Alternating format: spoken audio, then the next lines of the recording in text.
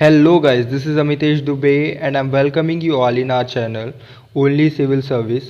So guys, आज का जो टॉपिक है उसे स्टार्ट करने से पहले एक मोटिवेशनल कोट के साथ मैं स्टार्ट करना चाहूँगा कि a winner is a dreamer. एक जीतने वाला एक सपने देखने वाला है हु नेवर गिव्स अप, मतलब जो गिव अप नहीं करता है ना, जो गिव अप नहीं करता है।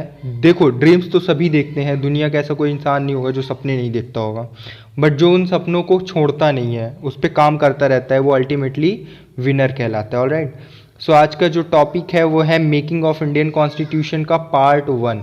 ये पार्ट टू है। ये पार्ट 1 हमने ऑलरेडी कवर कर चुका है लास्ट वीडियो में, तो उसे आप पहले, अगर उससे आपने नहीं देखा है तो पहले पार्ट 1 देखें, फिर पार्ट 2 में आए।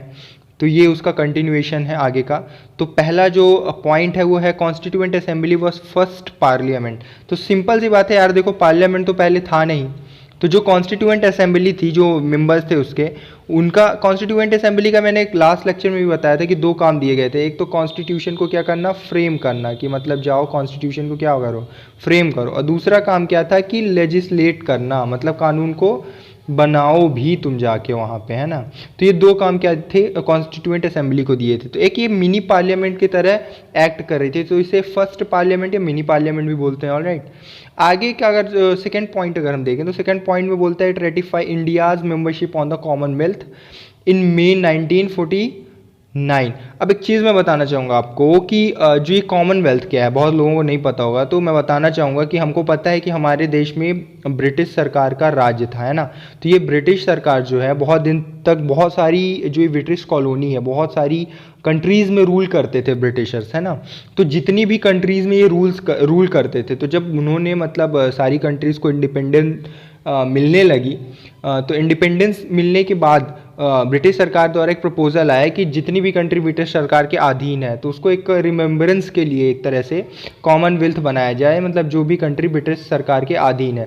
तो इंडिया और जो पाकिस्तान है ना, दोनों कंट्री 1949 में एक तरह से आप कह सकते हो ये क्या होती हैं, कॉमनवेल्थ का हिस्सा होती है। तो शायद 54 मेंबर्स हैं एट प्रेजेंट, आप देख सकते हो, है ना। तो कॉमनवेल्थ के बारे में और देख लेना आप हर साल, मतलब अब आपको बताना है कि नेक्स्ट कॉमनवेल्थ गेम्स कहाँ होने वाले हैं। गेम्स भी होते हैं कॉमनवेल्थ कंट्रीज़ में, तो मोस्ट ऑफ द कंट्रीज़ वही होती हैं जो ब्रिटिश सरकार के अधीन थी कभी ना कभी, है ना, ब्रिटिश कॉलोनी के।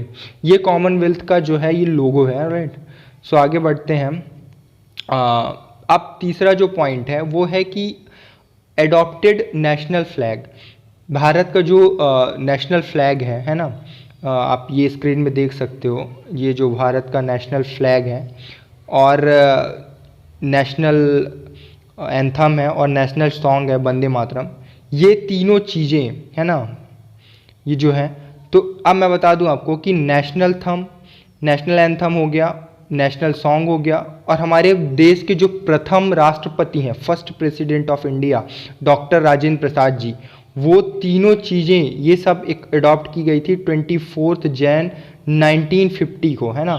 ये एक बहुत ही हिस्टोरिकल डे है, इसलिए आप इसको बहुत ज़्यादा याद रखें, इसे नोट कर लें कि ये जितनी भी 3 चीज़ें हैं इसमें दिखाई गई हैं, ये सारी सेम डे पे होती हैं। ऑलराइट, ये जितने भी पॉइंट्स हैं ना, इनको आप नोट ज़रूर करें, डायरेक्ट प्रीलिम से पूछता है, बार बार क्वेश्चन इन टॉपिक्स पे बनते हैं, है ना।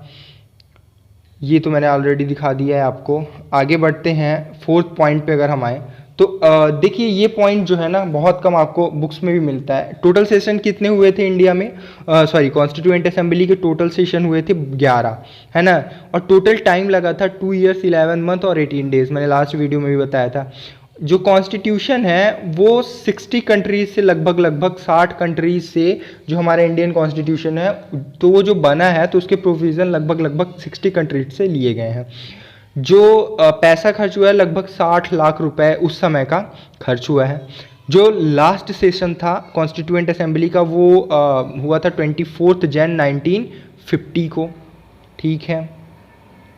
ये जो है कुछ इमेजेस जो आपकी स्क्रीन पे दिख रही हैं, ये जो है तो ये है कॉन्स्टिट्यूएंट असेंबली की फ़ोटो, ये भी कॉन्स्टिट्यूएंट असेंबली की फ़ोटो है ना।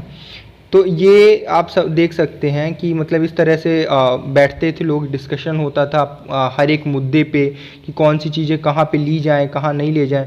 यहाँ पे ये है जवाहरलाल नेहरू जी जब ऑब्जेक्टिव रेजोल्यूशन जिस दिन पेश करते हैं उस दिन की फ़ोटोज़ है ना।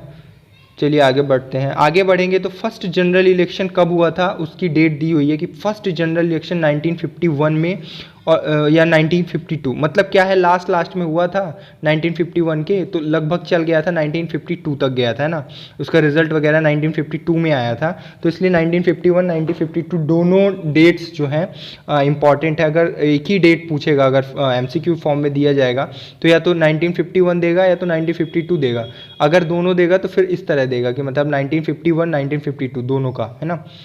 अब बहुत सारी कमिटीज़ बनाई गई थी। फॉर एग्जांपल आपने देखा होगा कि ये कॉन्स्टिट्यूशन ऑफ इंडिया है, फॉर एग्जांपल एक ये कॉन्स्टिट्यूशन है, तो इसमें हर एक प्रोविज़न, हर चीज़ का प्रोविज़न हमको बनाना पड़ेगा।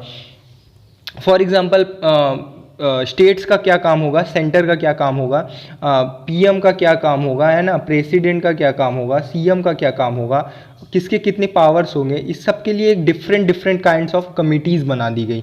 तो 8 जो हैं मेजर कमिटीज़ थी और 15 जो है वो माइनर कमिटीज़ थी। तो जो मेजर कमिटीज़ थी 8 जो आठों हैं, इनको आपको अच्छे से याद कर लेना है, क्योंकि ये इनका भी मतलब कमिटीज़ के कौन चेयर पर्सन थे ये डायरेक्ट एग्जाम में पूछता है ना। तो यूनियन पावर कमेटी के चेयरमैन यही थे, क्या बोलते हैं, Nehru ji. Union constitution committee के भी चेयरमैन नेहरू जी थे, और स्टेट कमेटी के भी चेयरमैन जो थे वो जवाहरलाल नेहरू जी ही थे। तो 3 कमेटीज़ हमने डिस्कस कर ली। चौथी कमेटी डिस्कस करते हैं। चौथी कमेटी थी आपकी प्रोविंशियल कॉन्स्टिट्यूशन कमेटी, इसके सरदार वल्लभ भाई पटेल जी थे। ड्राफ्टिंग कमेटी हमको सबको पता है बी आर अम्बेडकर जी हैं। आपको कमेंट बॉक्स में बताना है कि डॉक्टर बी आर अम्बेडकर जो हैं कहाँ से बिलोंग करते हैं, किस शहर से बिलोंग करते हैं ना, ठीक है। एडवाइजरी कमेटी जो 6th कमेटी थी वो एडवाइजरी कमेटी थी। ड्राफ्टिंग कमेटी में क्या था कि कॉन्स्टिट्यूशन को ड्राफ्ट किया गया था, मतलब जितने भी दूसरे कमेटीज़ अपने अपने प्रोविज़न लेके आती थी तो उनको लिखने का काम, बनाने का काम ड्राफ्टिंग कमेटी का था। जो चेयरपर्सन कौन थे, B R Ambedkar ji. Advisory committee कौन के चेयरमैन थे, ये आपके सरदार वल्लभ भाई पटेल जी। एडवाइजरी कमेटी की भी 4 सब कमिटीज़ थी, उसको आगे डिस्कस करते हैं। ये है 4 सब कमिटीज़ किसकी, एडवाइजरी कमेटी की। तो इनमें जो पहली थी तो फंडामेंटल राइट्स ऑन मतलब फंडामेंटल राइट्स की सब कमेटी थी, जिसकी जेबी कृपलानी जी जो थे हेड करते थे। माइनॉरिटी सब कमेटी थी जिसको हरेंद्र कुमार मुखर्जी ने मतलब चेयर किया था। नॉर्थ ईस्ट फ्रंटियर स्टेट, मतलब नॉर्थ ईस्ट स्टेट या असम वगैरह, है ना। और partially excluded area sub committee के जो चेयरमैन थे वो थे गोपीनाथ बोरदो लोई, अगर मैं सही प्रोनाउंसिएशन कर रहा हूँ इनका तो गोपीनाथ बोरदो लोई, ये जो शायद बंगाली थे, इनके नाम से ऐसा समझ में आ रहा है। फिर जो चौथी नंबर की सब कमेटी थी वो थी excluded and partially excluded areas other than these Assam, मतलब असम को छोड़ के बाकी की जो थी उसकी थी। तो एवी जो थे एवी थक्का जी, ये थे इसके चेयरमैन। तो इनको ज़्यादा आपको ध्यान देने की ज़रूरत है क्योंकि ये सब डायरेक्ट एग्जाम में पूछ लिए जाते हैं। चलिए 7 नंबर की कमेटी देखते हैं। तो 7 नंबर की थी स्टीयरिंग कमेटी।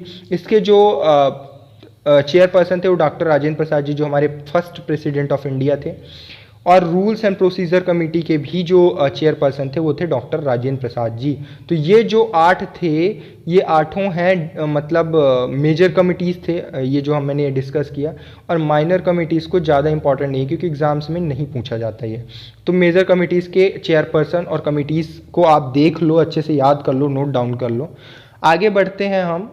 तो आगे कुछ इंटरेस्टिंग चीज़ें देखेंगे हम कि ड्राफ्टिंग कमेटी। अब थोड़ा सा ड्राफ्टिंग कमेटी के बारे में पूरी चीज़ें हम देख लेते हैं ना। ड्राफ्टिंग कमेटी का, क्योंकि इससे क्वेश्चन ज़्यादा आते हैं तो इसके बारे में थोड़ा ज़्यादा देखना इंपॉर्टेंट है। तो ड्राफ्टिंग कमेटी में बता दूं कि इसका फॉर्मेशन हुआ था 29 अगस्त 1947 को। इसके चेयरमैन मैंने ऑलरेडी बता दिया था कि बी आर अम्बेडकर जी थे। इसमें टोटल 7 मेंबर्स थे। तो ये 7 मेंबर्स के नाम है पूरे, इनको आप याद रखिएगा। मैं बता दूं कि बी एल मित्तल जी थे, वो सब्स्टिट्यूट किए गए थे एन माधव राव जी के द्वारा। और डॉक्टर जो ये थे डीपी खेतान जी, सॉरी, तो ये कॉन्स्टिट्यूटेड बाय टी कृष्णमाचारी जो थे, इनके द्वारा ये कॉन्स्टिट्यूट हुए थे, मतलब सब्सटीट्यूट हुए, सॉरी।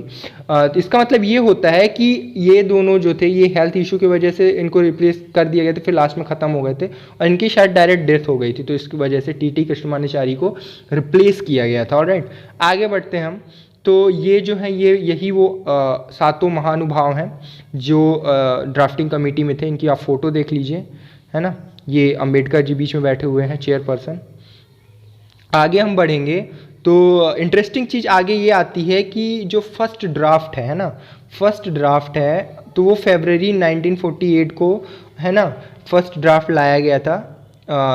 फिर ये कॉन्स्टिट्यूशन जो हमारा एडॉप्ट कब किया गया, 26 नवंबर 1949 को क्या किया गया, एडॉप्ट कर लिया गया। एडॉप्ट किया गया है अभी, सिर्फ एडॉप्ट, मतलब इसका कमेंसमेंट नहीं है, इस पर फोर्स में नहीं आया है ये, लेकिन कुछ प्रोविजंस जो हैं वो उसके 26 नवंबर 1949 को स्टार्ट हो गए थे, जैसे कि आर्टिकल 5, आर्टिकल 6, 7, 8, 9, 60 और 324, ये आर्टिकल्स जो हैं इनके प्रोविजन स्टार्ट हो गए थे। अब मैं बता दूं कि जब इनिशियल अपना कॉन्स्टिट्यूशन बना था उसमें प्रियम्बल था, 395 आर्टिकल्स थे और 8 शेड्यूल थे। अभी भी अगर देखा जाए तो 440 से एबव आर्टिकल्स हो गए हैं, बट एक्चुअल जो आर्टिकल हैं वो 395 ही हैं। मेरा कहने का मतलब ये है कि कोई भी आर्टिकल 396 नहीं है, 395 तक ही आर्टिकल हैं और इनमें जो है और बढ़ाने के लिए सब आर्टिकल्स को ऐड कर दिया गया। For example 395A, 395B, 395AB, इस तरह के आर्टिकल्स ऐड कर दिए गए, तो ये जो है 440 से ज़्यादा हो जाते हैं आर्टिकल्स, है ना। तो ये काफ़ी डायनामिक है, बट अगर मेजरली देखा जाए, जो रियलिटी देखा जाए, तो आर्टिकल्स की नंबर अब संख्या जो है नंबर है जो आर्टिकल्स की संख्या जो है वो है 395 आर्टिकल्स। ऑलराइट, अब अगली बात करते हैं कि देखो 26 नवंबर 1949 को हमारे देश में क्या हुआ था, कॉन्स्टिट्यूशन को अडॉप्ट कर लिया गया था, बट ये एक तरह से ये उस फोर्स में नहीं आया, कमेंसमेंट में नहीं आया। कमेंसमेंट में आया था 26 जनवरी 1950, जिसे हम रिपब्लिक डे ऑफ इंडिया भी कहते हैं, जो मनाया जाता है हर साल। तो 2 महीने का, नवंबर, दिसंबर और जनवरी, तो जनवरी में इसको मतलब एक तरह से ये कमेंसमेंट हुआ, और जबकि बन के तैयार हो गया था और एडॉप्ट कर लिया गया था 26 नवंबर को। ऐसा क्यों हुआ, तो ऐसा इसका एक बहुत बड़ा रीज़न है कि इसके लिए हमको थोड़ा सा बैकग्राउंड में जाना पड़ेगा, है ना। बैकग्राउंड में मैं ले चलता हूँ आपको कि 31 दिसंबर 1929 लाहौर सेशन, आपको पता होगा कांग्रेस का हर एक साल लगभग दिसंबर में एक कांग्रेस सेशन होता है ना।